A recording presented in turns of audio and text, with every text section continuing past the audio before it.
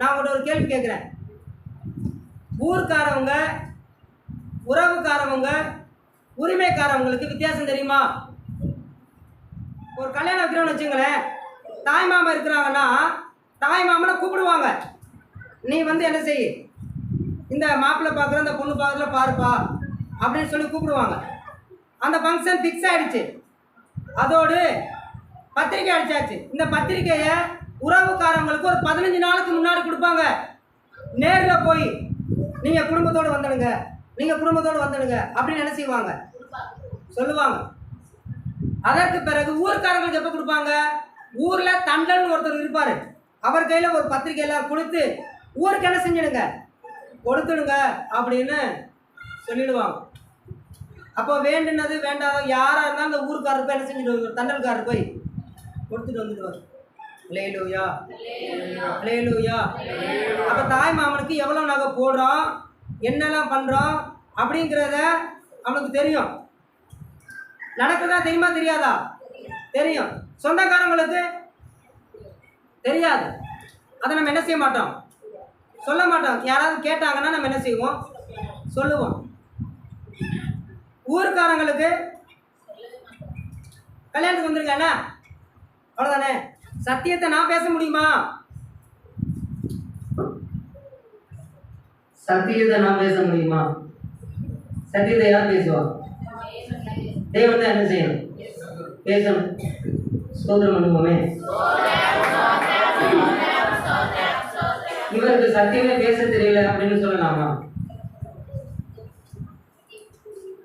சொல்லுங்க. ஏன் அவர் எப்ப பேசுவார் பாருங்க. இயேசு கிறிஸ்துவை ஒரு கழுதை சுமந்து போனுச்சு. அந்த கழுதை எது வரைக்கும் சுமந்து போக வேண்டும் என்று தேவன் முன்குறித்திருக்கிறாரோ அந்த எல்லை வரைக்கும் அந்த கழுதை இயேசு என்ன செஞ்சுட்டு போனுச்சு, சுமந்து போனுச்சு. அப்ப ஆண்டவர் இயேசு கிறிஸ்துவை வரவேற்பதற்காக சிலர் தங்களுடைய சீலையில விரித்தாங்க. சிலர் வந்து என்ன செஞ்சாங்க, என்னென்னத்தையோ விரிச்சு வாழ்க வாழ்க அப்படின்னு என்ன செஞ்சாங்க, சொன்னாங்க. அது யாருக்கும் கிடைச்சிருக்கும்? இப்போ ஒரு விலைங்கந்த ஒரு பெட்ஷீட்டை விரிச்சிருக்கிறாங்கன்னு வச்சுக்கலேன், இயேசுக்காக விரிச்சிருக்கிறாங்க. அது அவர் இயேசு யார் மேல வர்றாரு, கழுதை மேல வர்றாரு. இப்ப இயேசு மட்டும் நடந்து போவாரா, அந்த கழுதை நடந்து வருமா? கழுதை என்ன செஞ்சு வரும், நடந்து வரும் தானே. அப்போ இயேசுக்கு கிடைக்கிற மரியாதையில கொஞ்சமா அந்த கழுதைக்கு என்ன செஞ்சிருக்கோம், கிடைச்சிருக்கும். அதே போலதான் ஊழியக்காரர்களும் நம்மளும் ஆண்டவராகிய இயேசு கிறிஸ்துவுக்கு கிடைக்கிற அந்த கணம் அவருடைய வார்த்தையை சுமந்து கொண்டு வருகிற நமக்கும் என்ன செய்யும், கிடைக்கும். அந்த கழுதையை பிடிச்சு இயேசுவை நீங்க எதுக்கு சிலுவை மரத்துக்கு கொண்டுட்டு போங்கன்னு தண்டனை கொடுத்தா சரியா? சொல்லுங்க, தண்டனை கொடுக்கலாமா? கழுதையை பிடிச்சு நீங்க எதுக்கு இயேசுவை நீ சிலுவை மரத்துக்கு கொண்டுட்டு போன அப்படின்னு நம்ம தண்டிக்கலாமா கழுதைய?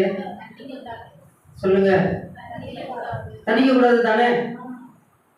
அந்த இயேசு கிறிஸ்து எதற்காக வந்திருக்கிறார், யாருக்காக வந்திருக்கிறார், அவ்வளவுதான்.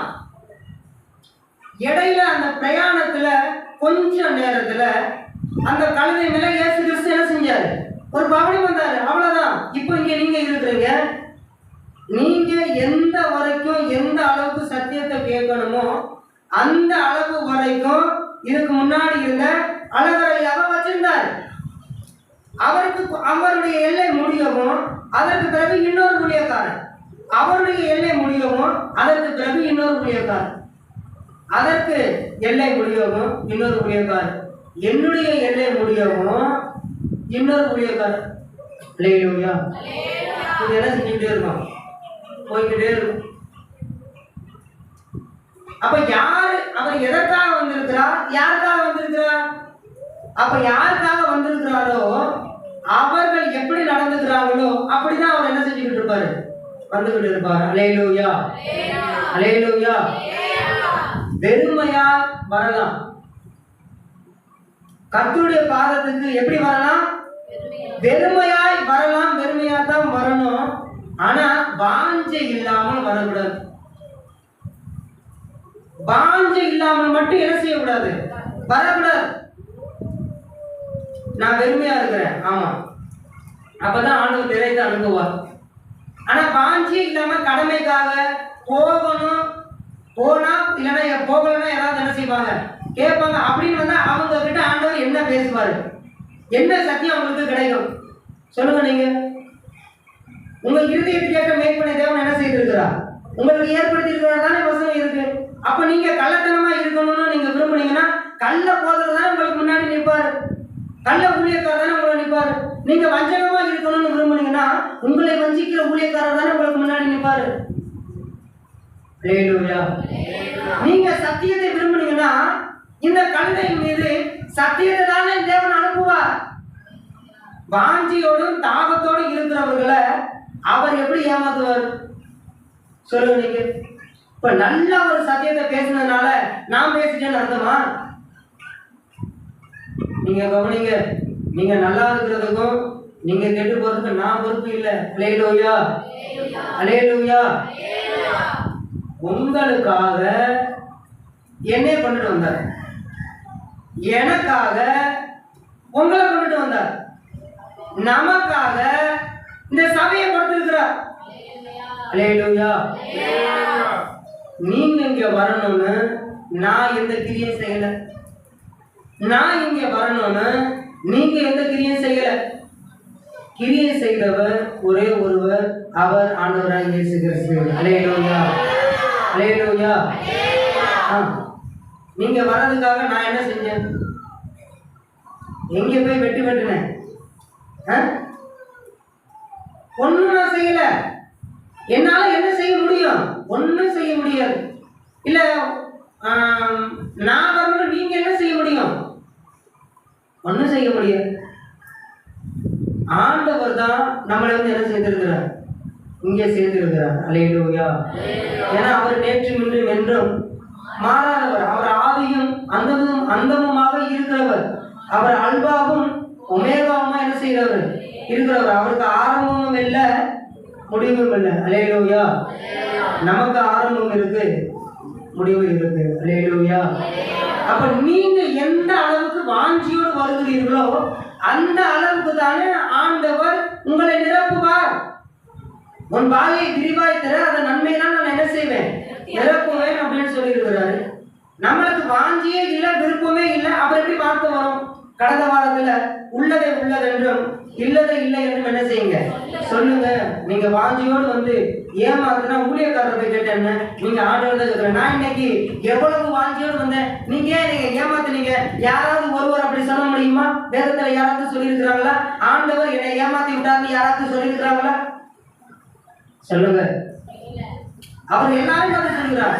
உன் விசுவாசத்தின் நமக்கு ஆக கடவுள். இங்க எத்தனை பேர் சாப்பிட தெரியாம இருக்கிறீங்க? எல்லாருக்கும் சாப்பிட தெரியும் தானே, இல்லையா? உன் விசுவாசத்தின் என்ன செய்யட்டும், ஆகட்டும். அப்ப அவங்க எந்த அளவுக்கு விசுவாசத்தில் இருக்கிறார்களோ அந்த அளவுக்கு அவங்களுக்கு என்ன கிடைச்சிருக்கு, விடுதலை கிடைச்சிருக்கு, சுகம் கிடைச்சிருக்கு.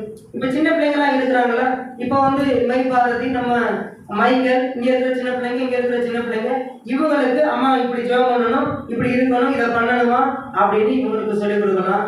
கிரேஸ்ல இருந்து ஆரம்பிக்குது. கிரேஸுக்கு, நம்ம தயாவுக்கு, இவங்களுக்கெல்லாம் சொல்லிக் கொடுக்கணுமா என்ன? அவங்களுக்கு தெரிய வேண்டாமா? சொல்லுங்க.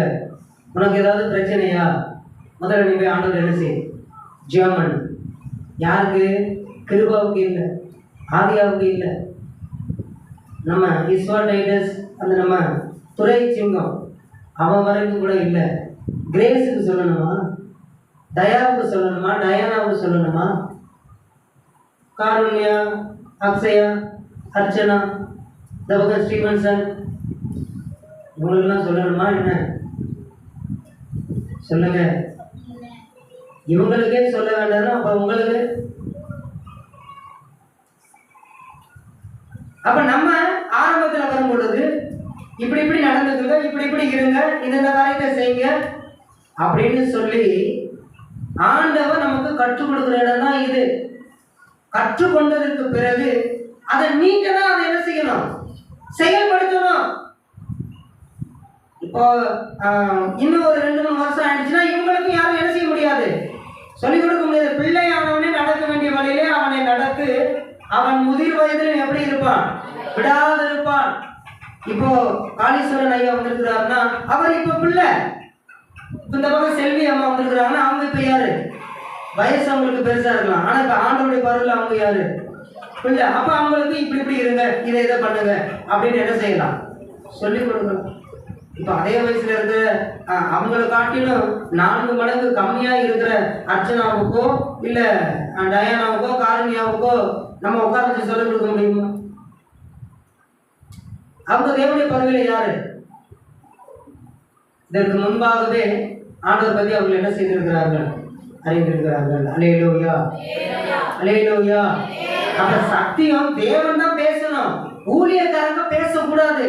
கர்த்தருக்கு ஸ்தோத்திரம். அப்படின்னா நான் உங்களுக்கு இதை பேசணும் மெனக்கிறது இல்லை. வேண்டாம் ஆண்டவரே, நான் என்ன பேசணும் நீங்க என்ன செஞ்சிருங்க நடக்கல. இன்னைக்கு என்ன தலைப்பு கொடுத்திருக்கிறாரோ அதற்கு தான், அதை கேட்ட விதத்துல சில சூழ்நிலைகள் நடந்திருக்கு. அதுக்கு தான் நான் சொல்ல வந்தேன். அந்த 2 வாரம் எனக்கு அந்த உணர்வு இல்லை. ஆனா போன வாரத்துல அந்த உணர்வு கொடுத்ததுக்கு இந்த வாரத்துக்கு வார்த்தை கொடுக்கதான். அல்லேலூயா. அதனால நான் மெனக்கட்டி என்ன செஞ்சுட்டு வரல, கொண்டுட்டு வரல. அல்லேலூயா. அப்படியே கொண்டுட்டு வந்தாலும் நீங்க வாஞ்சியோடு இருந்தீங்கன்னா மாத்தி விடுவார் ஆண்டவர். உங்கள் இருதயத்துக்கு ஏற்ற வார்த்தையை உங்களுக்கு கொடுப்பார். அவரிடத்துல வந்த ஒருவரையும் வெறுமையாக அனுப்ப மாட்டார். அனுப்பினதா ஹிஸ்டரி இல்லை. அல்லேலூயா, அல்லேலூயா. அப்ப சத்தியத்தை தேவன் தான் என்ன செய்யணும், பேசணும். உங்களை எனக்கு என்ன தெரியும், உங்க முகத்தை தான் நான் பார்க்க முடியும். ஊழியக்காரர்கள் உங்க முகத்தை தான் பார்க்க முடியும். உங்க உள்ளத்தை ஆராய்ந்து அறிந்திருக்கிறவர் யாரு? நம்ம ஆண்டவர். உங்களுக்கு இன்னது தேவை என்பதை அவர் என்ன செய்திருக்கிறார், அறிந்திருக்கிறார் தானே. அப்ப நீங்க அவர்கிட்ட கேட்டு அவர்கிட்ட நீங்க ஜெபிச்சுட்டு வராம சும்மா வந்துட்டு இங்க வந்து சத்தியம் சரியில்லை சத்தியம் சரியில்லை அப்படின்னு சொன்னா அது எந்த விதத்துல சரியா இருக்கும்? அறியாமலும் உணராமல் இருக்கிறார்கள். அந்த காலத்திலேயே அவர்கள் என்ன செய்கிறார்கள், நடக்கிறார்கள். அல்லேலூயா. சங்கீதம் 82ல 5வது வசனம். இல்ல படிக்க வேண்டாம், நம்ம படிப்போம் இல்லையா? அப்ப சத்தியம் ஊழியக்காரன் பேசக்கூடாது, ஊழியக்காரன் மூலமா தேவன் பேச வேண்டும். அல்லேலூயா. தேவன் பேச வேண்டும் என்றால் வாஞ்சி இல்லாதவர்களுக்கு பேச மாட்டார். வாஞ்சியோடு யார் வருகிறார்களோ அவர்களிடத்துல பேசுவார். இப்ப பேசப்படுகிற சத்தியம் எனக்கு குத்துது அப்படின்னா உங்களுக்கு குத்தலைன்னா சத்தியத்தின் மேல பிரச்சனையா இல்ல நம்ம 2 பேத்துக்கும் பிரச்சனையா? ஊசி எனக்கு குத்தும் பொழுது எனக்கு அப்படி நான் கையெடுக்கிறேன், உங்களுக்கு குத்தும் போது நீங்க அப்படியே வச்சுட்டு இருந்தீங்கன்னா என்ன பிரச்சனை? யாருக்கு பிரச்சனை? ஊசி மொட்டையை அடிச்சோ என்னைய குத்தம் போது இல்ல தானே.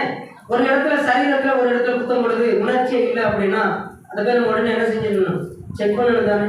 அவ சத்தியம் ஒருவருக்கு குத்தி ஒருவருக்கு குத்தல அப்படின்னா சத்தியத்துல பிரச்சனை இல்லை, அந்த நபர் மேல என்ன இருக்கு, பிரச்சனை இருக்கு. அல்லேலூயா.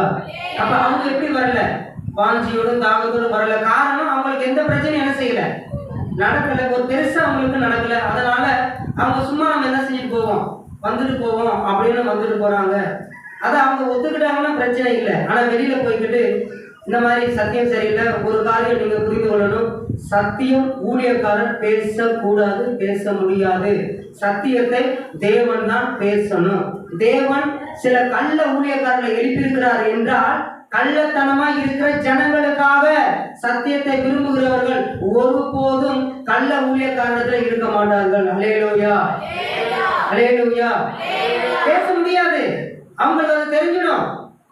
அவங்களுக்குள்ள இருக்க பரிசுத்த ஆவியானவர் இல்லை இல்லை இவர் இந்த இப்படி இல்லப்பா நீ வந்து என்ன செய்யாத, இதை நீ எடுத்துக்காது, அது அவங்க காதலே கேட்காது. ஏன்னா அவங்களுக்கு என்ன தாகம், நான் இப்படிப்பட்ட பிரச்சனையில இருக்கிறேன், எனக்கு இதுல இருந்து ஒரு விடுதலை பெறுவதற்கு ஒரு வழி வேண்டும், அதே தானே செஞ்சுக்கிட்டு இருப்பாங்க. அவங்களுக்கு இப்படி நடந்திருக்கு, இப்ப இந்த வார்த்தை அவங்களுக்கு, இவங்களுக்கு இப்படி நடந்திருக்கு, அதனால இவங்களுக்கு இந்த வார்த்தை. அப்படி ஒருத்தவங்க டெஸ்ட் பண்றாங்கன்னா அவங்க வெறுமையா வந்திருக்கிறாங்கன்னு அர்த்தம். அல்லேலூயா. அப்ப இவங்க வாஞ்சல் வந்திருந்தாங்கன்னா யாருக்கு என்ன வார்த்தை போதும் அது எனக்கு தேவையில்லை, எனக்கு என்ன வார்த்தை வருதுங்கிற அந்த தாகத்தில் தானே இருப்பாங்க. அல்லேலூயா. சத்தமா சொல்லுவோமா? சங்கீதம் 34:8 வசனத்தை ஒருவர் எடுத்து வாசிங்க.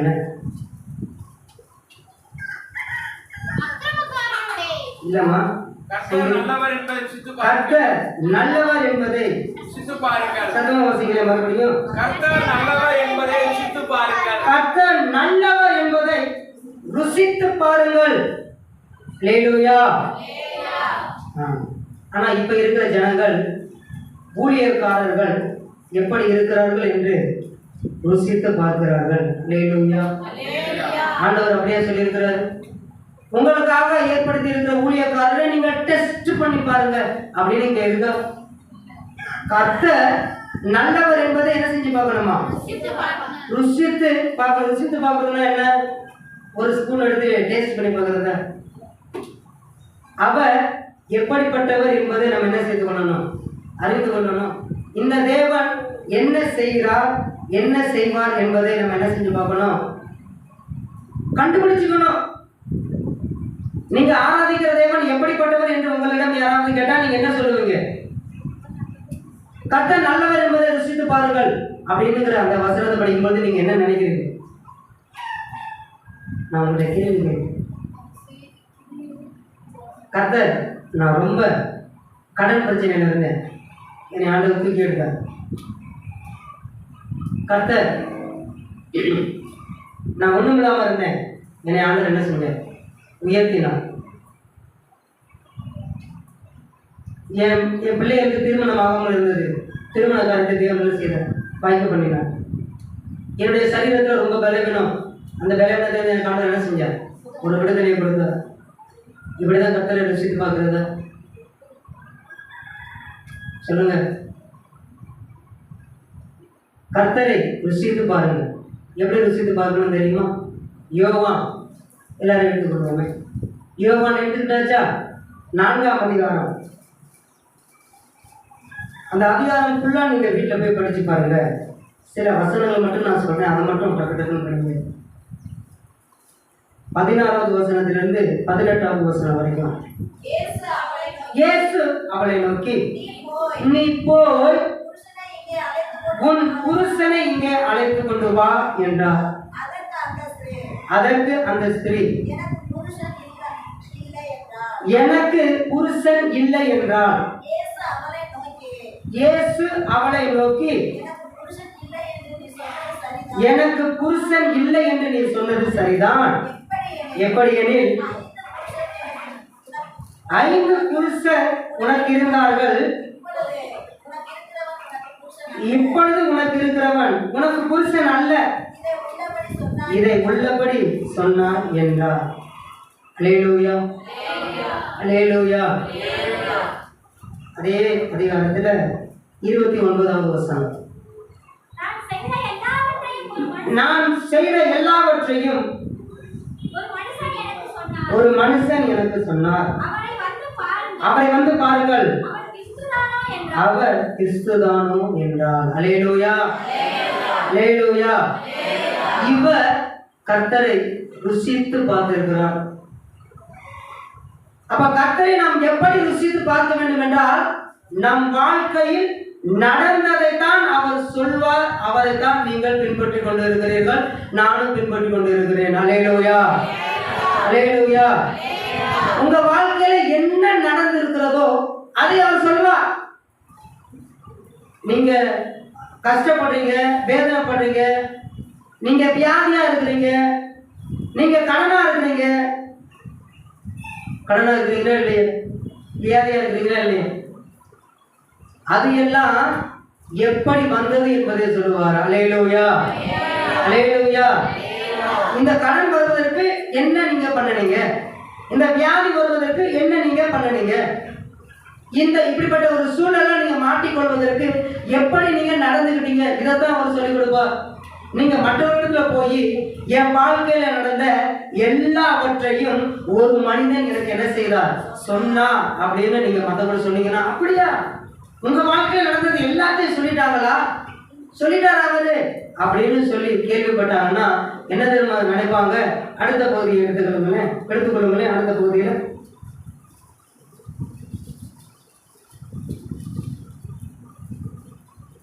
39. நான் செய்த எல்லாவற்றையும் எனக்கு சொன்னார் என்று சாட்சி சொன்ன அந்த ஸ்திரீனுடைய வார்த்தை நிமித்தம் அந்த ஊரில் உள்ள சமாரியரில் அநேகர் அவர் மேல் விசுவாசம் உள்ளவர்கள் ஆனார்கள். சமாரியர் அவரிடத்தில் வந்து தங்களிடத்தில் தங்க வேண்டும் என்று அவரை வேண்டிக் கொண்டார்கள். அவர் 2 நாள் அங்கே தங்கினார். அல்லேலூயா, அல்லேலூயா. 42வது வசனம். அந்த ஸ்திரியை நோக்கி, உன் சொல்லி நிமித்தம் அல்ல, அவருடைய உபதேசத்தை நாங்களே கேட்டு அவர் மெய்யாய் கிறிஸ்துவாகிய உலக இரட்சகர் என்று அறிந்து விசுவாசிக்கிறோம் என்றார்கள். அல்லேலூயா, அல்லேலூயா. இங்கே ஊழியக்காரரிடமிருந்து வருகிற வார்த்தை கர்த்தருடைய வார்த்தையாக என்பதை நீங்கள் என்ன செய்து கொள்ளணும்? அறிந்து கொள்ளணும். இந்த சகோதரி சொல்லிட்டாங்க, என் வாழ்க்கையில் நடந்த எல்லாவற்றையும் ஒருவர் என்ன செய்துட்டார் சொன்னார் அப்படின்னு சொன்ன உடனே அவங்க வந்து கேட்கிறாங்க. அப்ப அவங்க வந்து கேட்கும் பொழுது அவர் கொடுக்கிற உபதேசம் எப்படிதான் இருந்திருக்கும்? அவங்களுடைய வாழ்க்கையில என்ன நடந்ததோ அதை தான் அவர் சொல்லியிருப்பார். அல்லேலூயா. அப்ப அவங்க பாக்குறாங்க, ஆமாமா நீ சொன்னதுனால இல்ல, எங்க அண்ணன் சொல்லிட்டாரு அதனாலதான் இந்த சர்ச்சுக்கு வந்தேன், எங்க அக்கா சொன்னாங்க அதனாலதான் இந்த சர்ச்சுக்கு வந்தேன், எங்க அம்மா சும்மாவே விட மாட்டாங்க, வீட்டுல சும்மா சர்ச்சுக்கோன்னு சொல்லுவாங்க, அதனாலதான் எங்க வந்தேன், சர்ச்சுக்கு வந்தேன். நாங்க பரம்பரை கிறிஸ்தவர்கள், அதனால நீங்க ஒண்ணு எங்களுக்கு என்ன செய்ய வேண்டியதில்லை, சொல்ல வேண்டியது இல்லை. இப்படி சொல்றீங்க, உங்க பார்வை அப்படிதான் இருக்கு. அல்லேலூயா, அல்லேலூயா. அதற்காக இங்க வந்திருக்கிறோமா? ஊழியக்காரர்கள் சுவிசேஷம் சொல்லுவாங்க, ஆமா ஜெபம் பண்ணும்போது ஒரு அற்புதம் நடக்கும். இவர்கள் ஏதாவது ஒரு காரியம் சொன்னாங்கன்னா நடக்கும். நடந்துருச்சா? சபைக்கு வந்துட்டீங்களா? சபைக்கு வந்தது பிறகு கர்த்தர் எப்படிப்பட்டவர் என்பதை நீங்கள் ருசித்து பார்க்க வேண்டும். அல்லேலூயா, அல்லேலூயா. என் வாழ்க்கையில நடந்தது எல்லாம் ஒருவர் சொல்லுவார் அப்படின்னு நம்ம புரிஞ்சுக்கிட்டோம்னு வச்சுக்கோங்களேன். அப்போ நம்ம வாழ்க்கையில என்ன நடக்க போகுது அப்படிங்கிறதையும் அவர்கிட்ட கேட்பதற்கான ஒரு வாஞ்சை நமக்கு வருமா வராதா? சொல்லுங்க, வரும் தானே? அல்லேலூயா, அல்லேலூயா. அதையும் அவர் தான் சொல்லுவார். அவர் என்ன கர்த்தர் நல்லவர் என்பதை ருசித்து பாருங்க. அதை நம்ம எப்படி புரிஞ்சுக்கணும்னா, இங்க ஊழியக்காரலாம் நிக்கிறாங்க, மரியாதை என்ன செய்யறாங்க? வணங்குறாங்க தானே? மரியாதை வணங்குறாங்களா இல்லையா? வணங்குறாங்க. மரியாதை வழங்குவதற்கு காரணம் என்ன? அவர்கள் இயேசுவை பெற்றெடுத்தார்கள் இல்லையா? அதனால அவங்க என்ன செய்யறாங்க? வணங்குறாங்க. இங்கே இருக்கிற ஊழியக்காரர்கள் தேவனுடைய வார்த்தையை பெற்றெடுக்கிறார்கள். அப்ப இங்க இருக்கிற ஊழியக்காரர்களை வணங்கணுமா? இயேசு யார்? வார்த்தை தானே. அவங்க மாமிசத்துல பெற்றெடுத்துக்கிறாங்க, இங்க இருக்கிறவங்க வார்த்தையில பெற்றெடுக்கிறாங்க. அப்ப 2 பேரும் ஒரே வேலை தானே செய்யறாங்க. அப்ப இவங்களையும் நீங்க என்ன செய்யணும்? வணங்கணும் தானே. ஒரு சிலையை கட்டி அப்படி செய்யலாமா? அது சத்தியத்தை அறிந்த ஜனங்கள் செய்கிற செயலா? இந்த ஜனங்கள் எப்படி சொல்றாங்க? உன்னுடைய வார்த்தையின் நிமித்தமாக அல்ல, நாங்க வந்து பார்த்தோம், அவங்க உபதேசத்தை கேட்டோம், நாங்க அறிந்து கொண்டோம், இவர் மெய்யாக யார் தான்? உலக இரட்சகர் தான். அல்லேலூயா, அல்லேலூயா. சபைக்கு வந்துட்டோம் ஆரம்பத்துல. அதற்கு பிறகு கர்த்தர் பேசுவதை நீங்க என்ன செய்து கொள்ளணும்? அறிந்து கொள்ளணும். அவர் எப்படி பேசுவார்? சும்மாலாம் பேசிக்கிட்டு இருக்க மாட்டார். போன் போட்டு நம்ம பேசல. என்ன திடீர்னு போனேன், எனக்கு டைம் பாஸ் ஆகல, அதனால நான் உங்களுக்கு என்ன செஞ்சேன், சும்மா இருந்தேன், அதனாலதான் நான் உங்களுக்கு என்ன செஞ்சேன், போன் பண்ணேன். நீங்க எப்படி இருக்கிறீங்க? நானும் வெளியே தான் இருக்கிறேன். அப்படியா? இந்த அது என்ன நடந்துச்சு அப்படின்னு பேசிக்கிட்டு போங்க. அப்படி இல்லை, நீங்க கேட்டா அவர் என்ன செய்வார்? சொல்லுவார். அல்லேலூயா. அவர் எதைத்தான் சொல்லுவார்? நடந்ததை சொல்லுவார், நடக்க போகிறத சொல்லுவார், நடக்க வேண்டியதை நீங்கள் தான் முடிவு பண்ணணும். ஆமென் சொல்லுங்களேன். ஆரம்பத்தை சொல்லிடுவார், முடிவை சொல்லிடுவார், இடைப்பட்ட காலத்தை நீங்கள் தான் முடிவு பண்ணணும். புரியலையே நான் நம்புகிறேன். சரி, இதை பார்க்கலாம். ஆதியாகமம் 12ஆம் அதிகாரம்.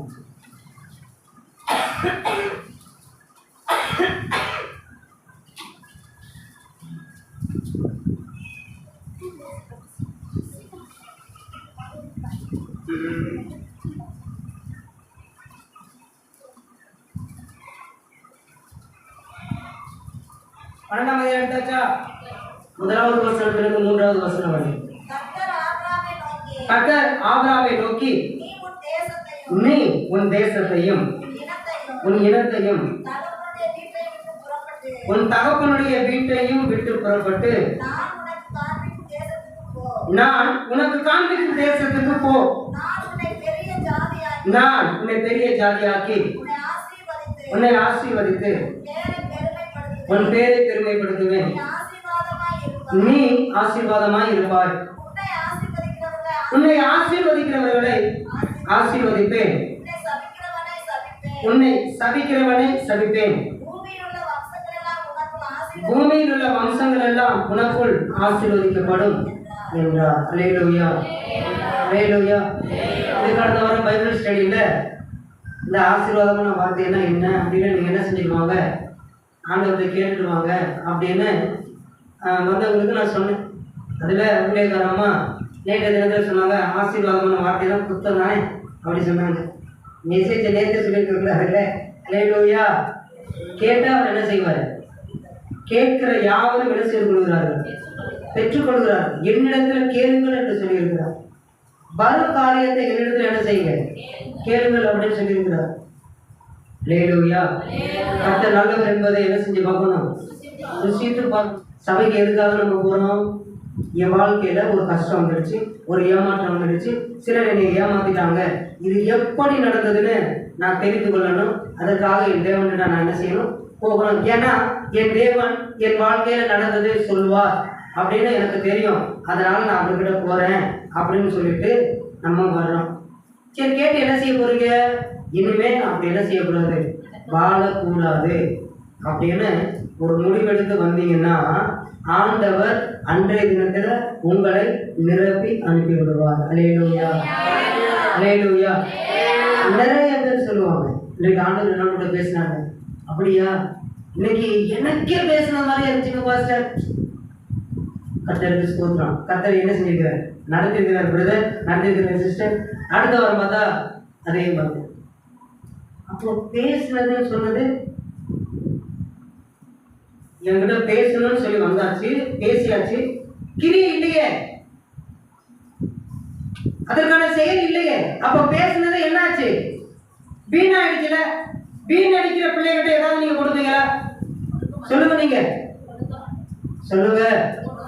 எதையாவது ஒரு பொருளை நீங்க கொடுத்து விடுறீங்க, அது போய் ஸ்கூல்ல வச்சுட்டோம், இல்ல தொலைச்சிட்டா வருது. சரி, ஒரு தடவை 2 தடவை ஓர பிறகுலாம் தொலைச்சி வந்துச்சுன்னா அந்த பேருக்கு நீங்க வாங்கி கொடுப்பீங்களா? இல்ல சரியான கொடுப்பீங்களா? சொல்லுங்க. வாங்கி கொடுப்போமா? நம்ம வார்த்தையை கேட்டு கேட்டு அதை அப்படியே காத்துல விட்டுட்டே போயிட்டு இருந்தோம் அப்படின்னா நமக்கு ஒரு கஷ்டமான சூழல், தப்பிக்கவே முடியாது அப்படிங்கிற ஒரு சூழல்ல வரும் பொழுது இது கேட்டுட்டு அப்படியே விட்டுருப்பா அப்படின்னு அவர் போவாரு. புனிதனுக்கு புனிதனாகவும் படிச்சிருக்கிறீங்க தானே? அப்ப நம்ம ஆண்டவருடைய வார்த்தையை கேட்டு, ஓ இந்த தப்புனாலதான் எனக்கு இந்த பிரச்சனை வந்திருக்கு, இந்த இறப்பு வந்திருக்கு, இப்படிப்பட்ட ஒரு சூழல் நான் நின்றுட்டேன், என் ஆண்டவர் எனக்கு அதை சொல்லிட்டாரு, இனிமே அப்படிப்பட்ட ஒரு வாழ்க்கை நான் வாழவே கூடாது அப்படிங்கிற ஒரு தீர்மானம் எடுத்து அதன்படி வாழ்ந்தா தானே. அறியாமலும் உணராமலும் நடக்கிறார்கள். நடக்கிறத குறித்து உணர்ந்துக்கிறதே இல்லை. ஏன் ஆண்டவர் இப்படி நடத்துகிறா? எதற்காக என் வாழ்க்கையில் தொடர்ந்து நடந்துகிட்டே இருக்கு? ஆண்டவர் என்னோட நீங்க பேசுங்க, இதை பண்ணதுனாலதான் உனக்கு நடக்குது. அப்படியா? இனிமே நான் இதை என்ன செய்ய மாட்டேன், செய்ய மாட்டேன் அப்படிங்கிற ஒரு முடிவு எடுத்தாதானே அடுத்தடுத்து நம்ம போக முடியும். இங்கே முடிவு ஜெபம் பண்ணின உடனே கேட்ட வார்த்தையெல்லாம் முடிச்சிடுறது. இங்கேயே வெளியில போகும்போது எப்படி ஃப்ரீயா வந்தோமோ ஃப்ரீயாவே என்ன செஞ்சிடுறது, போயிடுறது. அல்லேலூயா. ஆபிரகாம சொல்றாரு, கவனிங்க. கர்த்தர் ஆபிரகாமை நோக்கி, நீ உன் தேசத்தையும் உன் இனத்தையும் உன் தகப்பனுடைய வீட்டையும் விட்டு புறப்பட்டு நான் உனக்கு காண்பிக்கும் தேசத்துக்கு போ, நான் உன்னை பெரிய ஜாதியாக்குவேன். இப்போ அவன் ஜனக்கூட்டத்தோடு இருப்பான்ல, அப்ப அவன் பெரிய ஜாதியா தானே இருப்பான். அப்ப இவர் போய் என்ன பெரிய ஜாதியா ஆக்க போறாரு? இவனுக்கு பிள்ளை இல்லை. ஆபிரகாமுக்கு என்ன இல்லை? பிள்ளை இல்லை. அவனுடைய ரேஷன் கார்டு லிஸ்ட் எடுக்கிறாங்கன்னு வச்சுங்களேன். ஆபிரகாம் உங்க குடும்பத்தில் எத்தனை பேர்? தேராகு, ஆரான், நாகூர் அப்படி சொல்லுவானா? யார் யார் சொல்லுவான்? ஆபிரகாம், சாராய், 2 பேர் தானே. ஆண்டவர் போக சொன்னா நம்ம என்ன செஞ்சிடணும்? போயிடணும். இவன் என்ன நினைச்சிட்டு இருப்பான்? என் தேசத்தை விட்டு, நான் பிறந்து வளர்ந்த இடம், என் சொந்த பந்தங்கள்லாம் இங்கேதான் இருக்கிறாங்க, உன் ஜனத்தையும் உன் தகப்பன் வீட்டையும் விட்டு நீ என்ன செய்யணும்? போனா பெரிய ஜாதியாக உன்னை நான் மாற்றுவேன். போகலைன்னா நீ அப்படியே தான் இருப்ப. அல்லேலூயா, அல்லேலூயா. அவர் என்ன சொல்றாரு? பெரிய ஜாதின்னு சொன்னதுனால இப்ப நீ சின்ன ஜாதியா இருக்கிற, நீ இன்னும் என்னவாகல, பெருகல, நீ சிங்களால தான் இருக்கிற, கணவன் மனைவியாக என்ன செய்றீங்க, இருக்கிறீங்க அப்படிங்கிற நிலைமையை அவர் என்ன செஞ்சிட்டாரு? சொல்லிட்டாரு. நீ அங்கே போனா உனக்கு என்னது? பெரிய ஜாதியா ஆக்குவேன்னு சொல்லிட்டாரு. எதிர்காலத்தை என்ன செஞ்சிட்டாரு? சொல்லிட்டாரு. நடந்ததையும் சொன்னாரு, நடக்க போறதையும் சொல்லிட்டாரு. இப்ப என்ன செய்யறீங்க? போகணும். என் தேசத்தை விட்டு நான் போக மாட்டேன், என் சொந்த பந்தத்தை விட்டு நான் போக மாட்டேன்.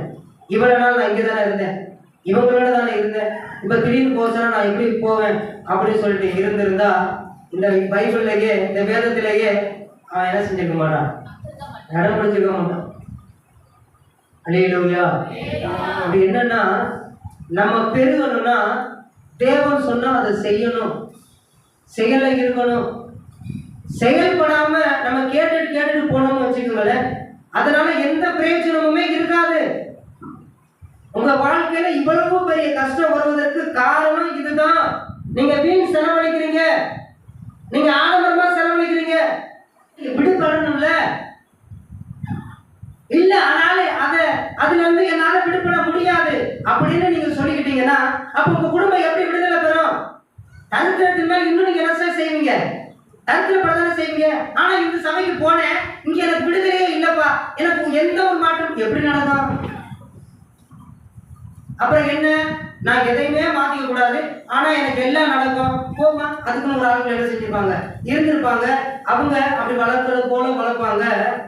மொத்தமா என்ன செஞ்சுட்டு போயிடுவாங்க, எடுத்துட்டு போயிடுவாங்க. வயசானதுக்கு பிறகு சிஸ்டர், பிரதர், அவங்களுக்கு போய் சொல்லி செஞ்சிருக்கல, நானும் அப்படி சொல்றது. அப்போ என்ன சிஸ்டர், ஊழியக்காரங்களுக்கு பழக்க வைக்கவே இல்லையா? இல்லையே. அங்கே போய் சொல்லி என்ன செய்ய?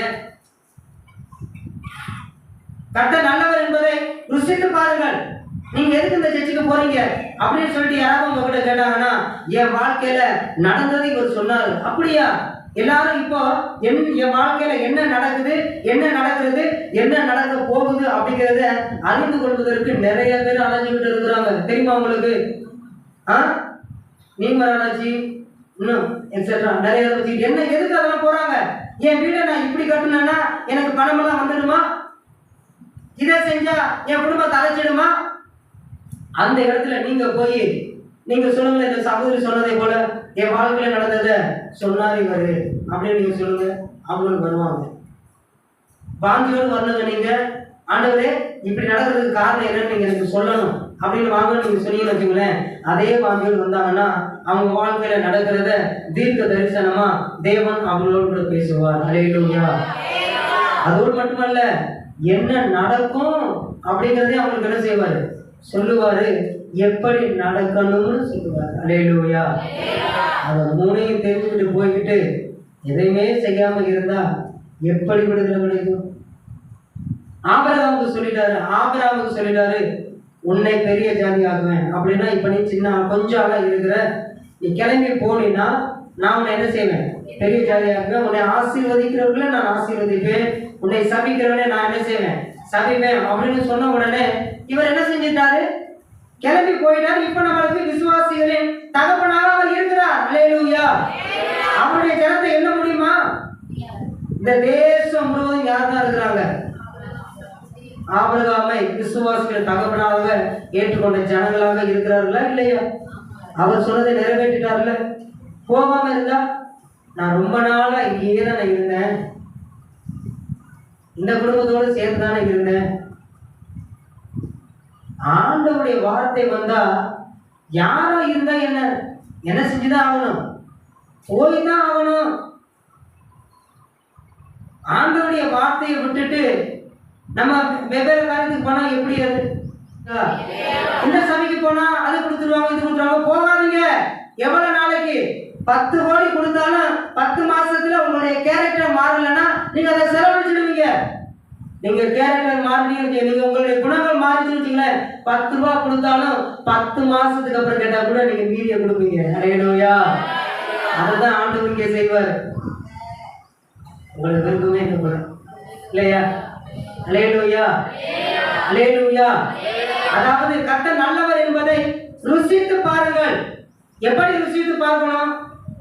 என் வாழ்க்கையில நடந்த, நம்ம வாழ்க்கையில நடந்ததை சொல்லுவா, நடக்க போறத சொல்லுவா. இரண்டையும் அறிந்து கொண்ட நாம் இப்பொழுது எப்படி நடக்கிறோம் என்பதை நிதானித்து பார்க்கலாம். நான் எப்படி நடக்கிறேன்? நான் இப்படியே இருந்தேன்னா ஆண்டவர் சொன்ன அந்த ஆசீர்வாதம் என் வாழ்க்கையில நடக்குமா? இல்லை நான் ஆண்டவர் சொன்னதை போல போக சொல்லிட்டாரு, இப்படி நடக்க சொல்லிட்டாரு, இப்படி இருக்க சொல்லிட்டாரு அப்படின்னு சொல்லி அதை பிடித்து நடந்தா அது நடக்குமா அப்படிங்கிறத நீங்க என்ன செஞ்சு பார்க்கணும், சோதிச்சு பார்க்கணும். அல்லேலூயா, அல்லேலூயா.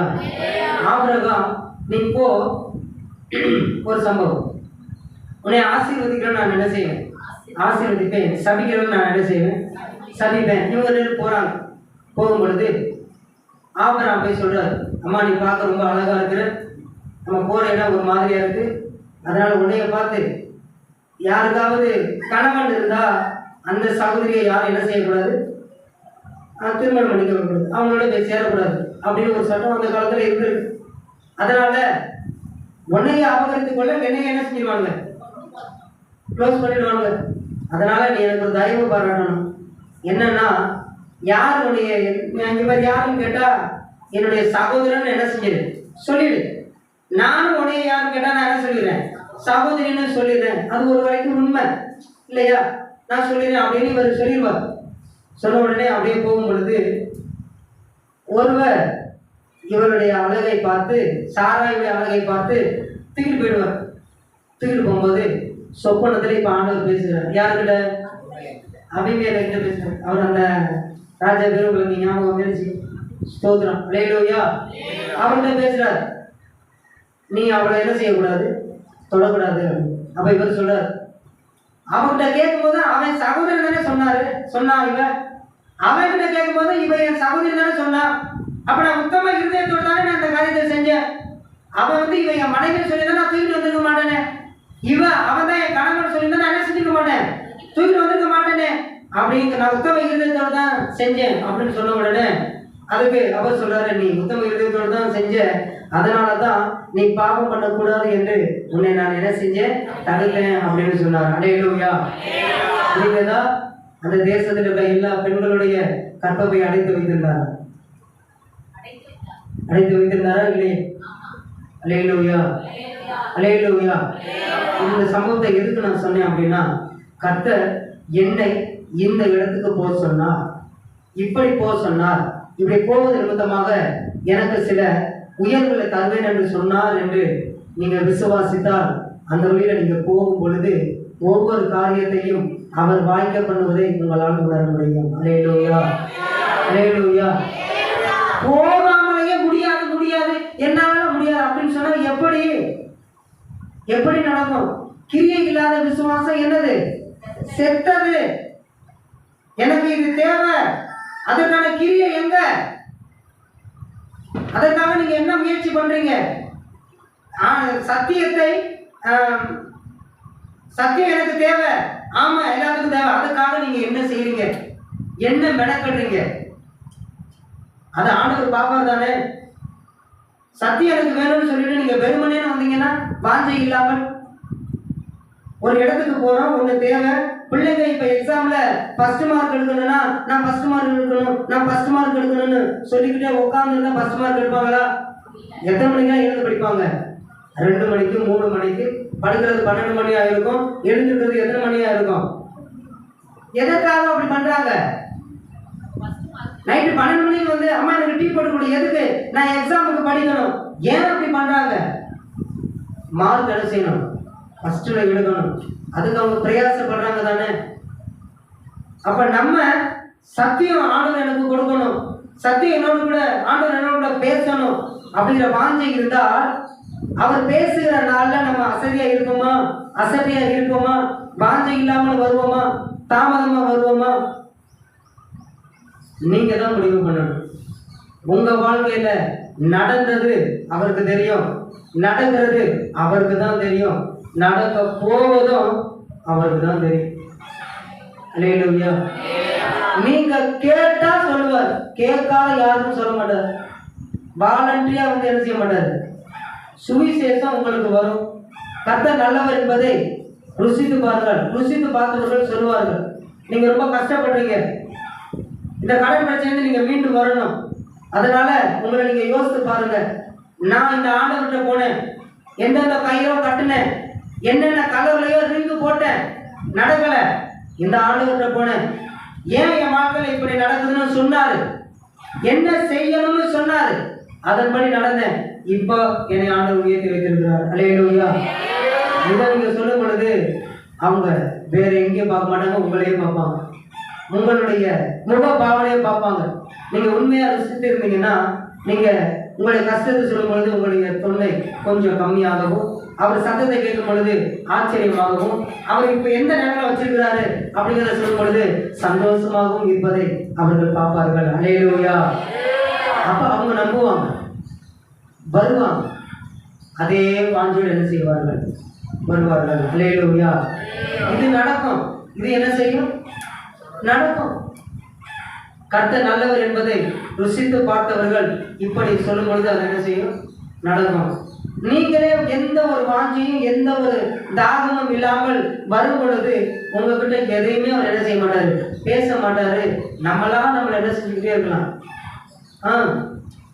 இப்படி போய்கிட்டே இருக்கலாம். அப்புறம் ஆண்டவர் எனக்கு சத்தியம் பேசணும். சத்தியம்னா என்ன? வார்த்தையும் தயவு செய்து தெரியாதீங்க. சத்தியம்னா என்ன?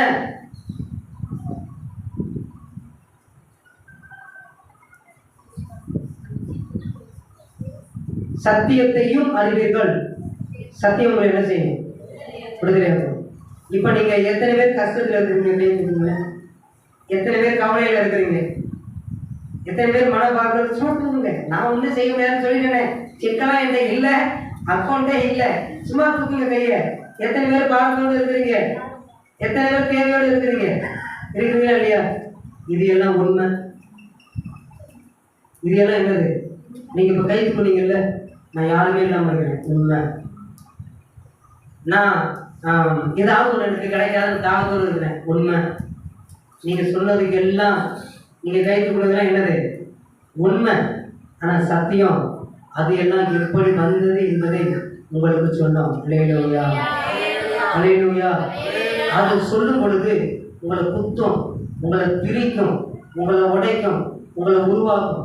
எதற்காக? நீங்க இருக்கிற நிலைமையிலிருந்து வேற இடத்துக்கு போகணுங்கிறதுக்காக. அல்லேலூயா. அல்லேலூயா. என்னைய குத்தக்கூடாது, என்னைய உடைக்கக்கூடாது, என்னைய உணர்த்தக்கூடாது. சரி, அப்போ நீங்க இருக்கிற நிலைமையில என்ன செஞ்சுட்டு இருக்கீங்க? இருங்க. உண்மை, நீங்க இருக்கிற நிலைமை உண்மை. அதற்கு என்ன செய்யணும்? யார்கிட்ட போய் எவ்வளவு பணத்தை வாங்குறது இலவசமா? இல்ல, உங்களை நீங்கள் திருத்தி கொண்டால் மட்டுமே வேறொரு இடத்துக்கு போக முடியும். அந்த உருவாக்குற இடத்தை தான் இந்த சத்தியம் செய்யும். அல்லேலூயா. அல்லேலூயா. ஊழியக்காரர்களை மெச்சிக்கொள்ளணுமா என்ன? இன்றைக்கு பேசுகிற சத்தியம் என்னுடையது அல்ல, அது கர்த்தருடையது. இதற்கு முன்பு பேசினதும் கர்த்தருடைய கிருபையால் இனிமேல் பேச போகிற சத்தியமும் என்னுடையதாக இருக்கக்கூடாது. நான் அப்படிதான் விசுவாசிக்கிறேன். அல்லேலூயா. சத்தியம் கர்த்தருடையது, அவர் தான் பேசணும். இந்த ஊழியக்காரர்கிட்ட நிறைய பேசுறாரு ஆண்டவர். இல்ல மக்களை அப்படி இல்லை, நீங்க அப்படி நினைக்காதீங்க. நீங்க எந்த அளவுக்கு வாஞ்சியோடு போகிறீர்களோ அதை ஆண்டவர் நிரப்பி அனுப்புவார். ஆண்டவர் பிரயாணத்தில் பயன்படுத்தின கழுத போலதான் ஊழியக்காரர்கள். அவர்களுக்கு சில கணங்கள் கிடைக்கும். அதுக்காக அவங்களை நம்ம என்ன செய்யக்கூடாது? உயர்த்தக்கூடாது. உங்களுக்கு யாராவது ஒருவர் சுவிசேஷம் சொல்லி நீங்க சொல்ல போறீங்க பாருங்க, நாளைக்கு சொல்லுவீங்க தானே?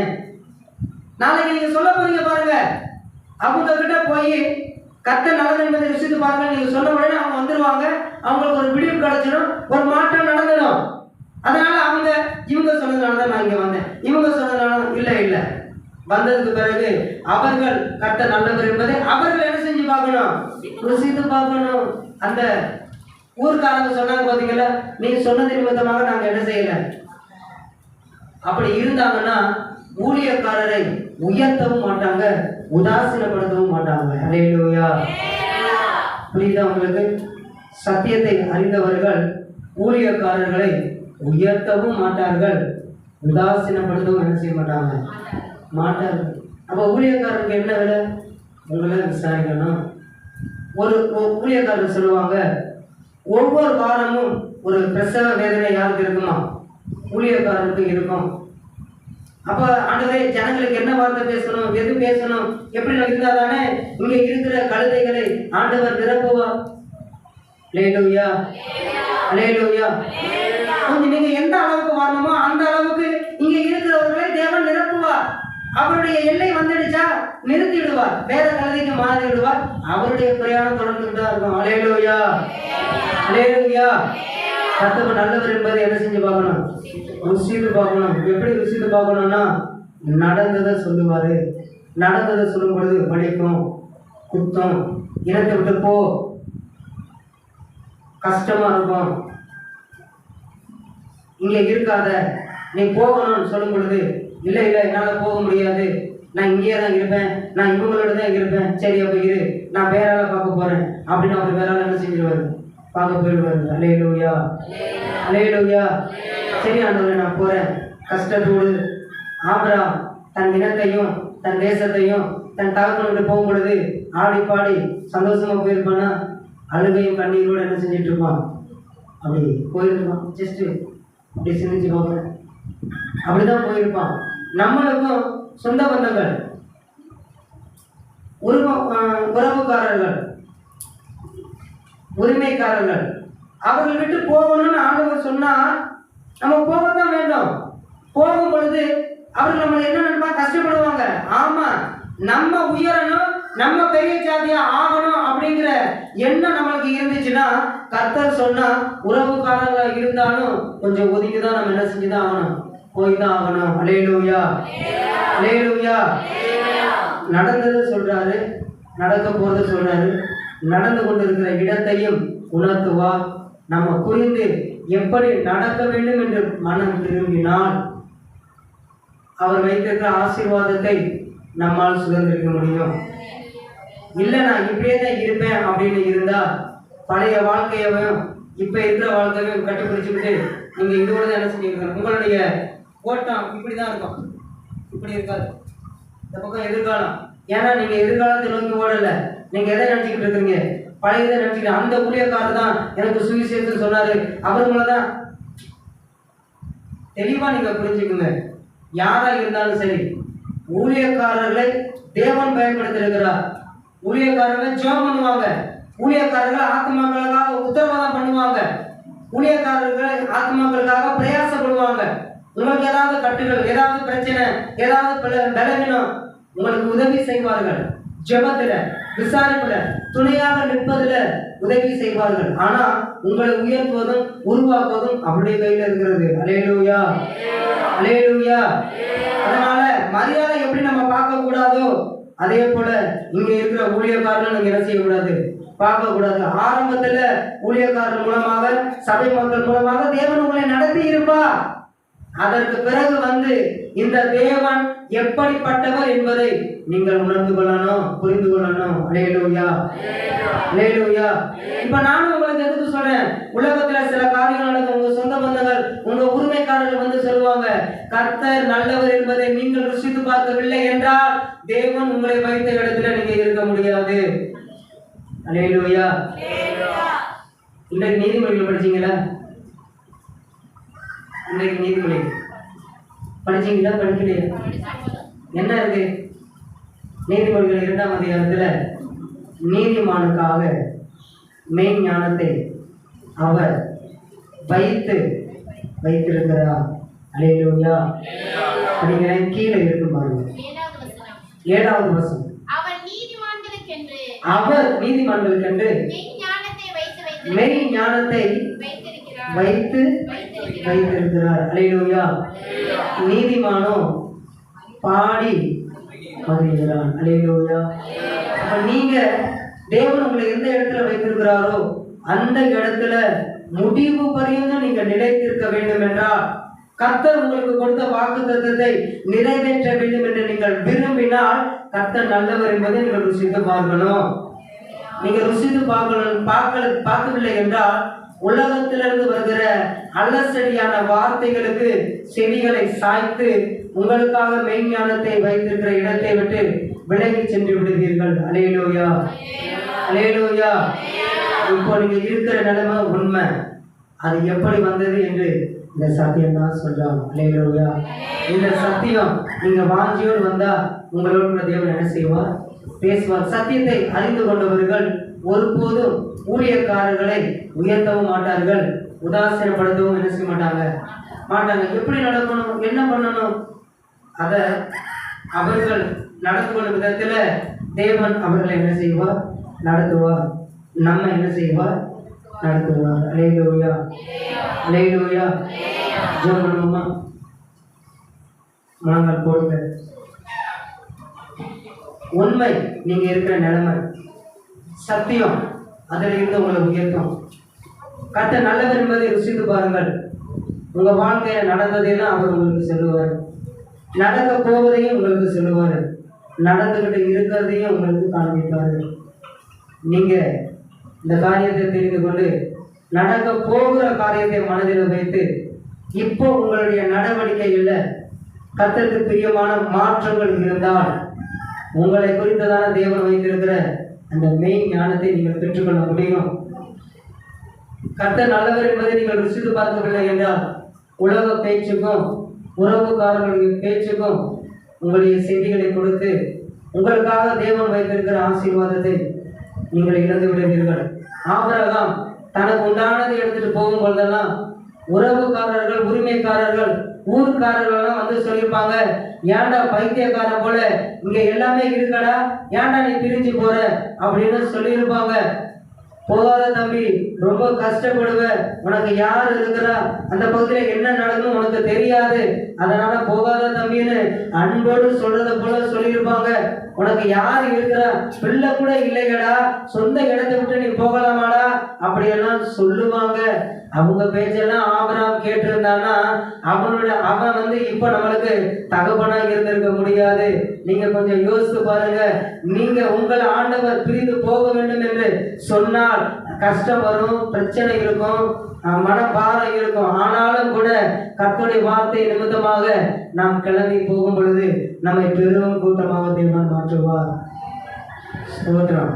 இடமில்லாத அளவுக்கு தேவன் நம்மளை நடத்துவார். நடந்ததையே நம்ம நினைத்து கொண்டு இருந்தால் நடக்க போவதை நம்மால் பெற்றுக்கொள்ளவே முடியாது. ஆண்டவர்கிட்ட கேளுங்க, கண்கள் மூடி ஜெபம் பண்ணுங்க.